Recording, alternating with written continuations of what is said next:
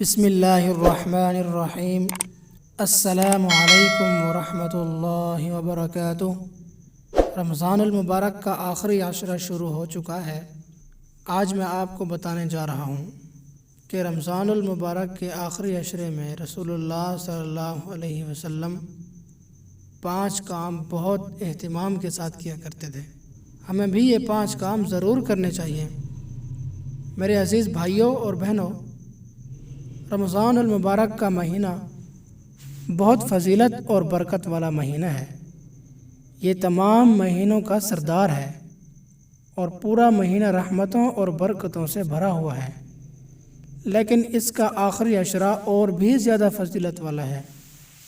رسول اللہ صلی اللہ علیہ وسلم رمضان کے آخری عشرے میں خاص طور پر عبادت کا بہت زیادہ اہتمام فرماتے تھے۔ پہلا کام، حضرت عائشہ رضی اللہ تعالی عنہ فرماتی ہیں کہ نبی کریم صلی اللہ علیہ وسلم رمضان کے آخری عشرے میں عبادت کے لیے اتنی محنت کرتے تھے جتنی کسی اور وقت میں نہیں کرتے تھے۔ آپ صلی اللہ علیہ وسلم پوری رات قیام اللیل میں گزارتے، قرآن مجید کی تلاوت کرتے اور اللہ تعالیٰ کی یاد میں مشغول رہتے۔ آپ صلی اللہ علیہ وسلم اس عشرے میں بستر کو چھوڑ دیتے تھے اور عبادت میں زیادہ وقت گزارتے تھے۔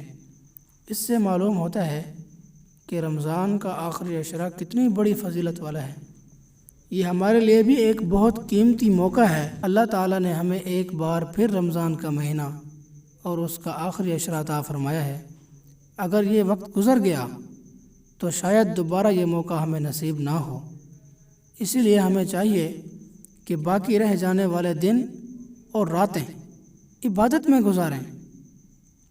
دوسرا کام، نبی پاک صلی اللہ علیہ وسلم رمضان کے آخری عشرے میں صرف خود عبادت نہیں کرتے تھے بلکہ اپنے گھر والوں کو بھی عبادت کے لیے جگاتے تھے۔ آپ صلی اللہ علیہ وسلم اپنے گھر والوں کو فرماتے کہ اٹھو، اللہ کی عبادت کرو اور اس بابرکت وقت کو اللہ کی یاد میں گزارو۔ اسی طرح ہمیں بھی چاہیے کہ گھر کے بڑے اپنے گھر والوں کو جگائیں، شوہر بیوی کو اور بیوی شوہر کو عبادت کی ترغیب دیں، سب مل کر اللہ تعالیٰ کو راضی کرنے کی کوشش کریں۔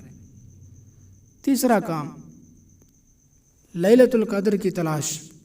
رسول اللہ صلی اللہ علیہ وسلم رمضان کے آخری عشرے میں لیلۃ القدر کی تلاش میں زیادہ عبادت فرماتے تھے۔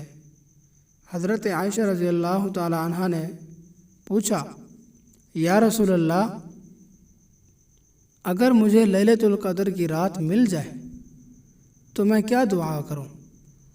تو آپ صلی اللہ علیہ وسلم نے فرمایا، یہ دعا پڑھو، اللہم انک عفو کریم تحب العفو فاعف عنی۔ ترجمہ، اے اللہ، تو معاف کرنے والا ہے اور تو معاف کرنا پسند کرتا ہے، پس مجھے بھی معاف فرما دے۔ لیلۃ القدر 1000 مہینوں سے بہتر رات ہے۔ اس رات کی عبادت تقریباً 84 سال کی عبادت سے بھی افضل ہے۔ اس لیے ہمیں طاق راتیں یعنی 21، 23، 25، 27 اور 29 کی راتوں میں خاص طور پر عبادت کرنی چاہیے۔ چوتھا کام، صدقہ اور خیرات۔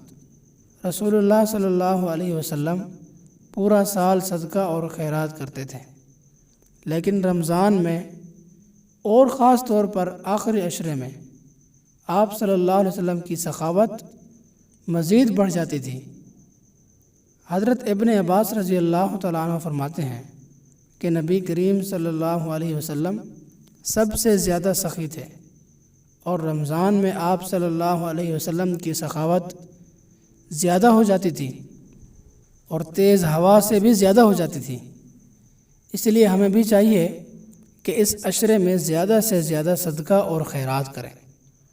پانچواں کام، قرآن مجید کی تلاوت۔ رمضان المبارک قرآن مجید کا مہینہ ہے۔ نبی کریم صلی اللہ علیہ وسلم رمضان میں حضرت جبریل علیہ السلام کے ساتھ قرآن مجید کا دور کیا کرتے تھے، اور آخری رمضان میں آپ صلی اللہ علیہ وسلم نے قرآن پاک کا دور 2 مرتبہ مکمل فرمایا۔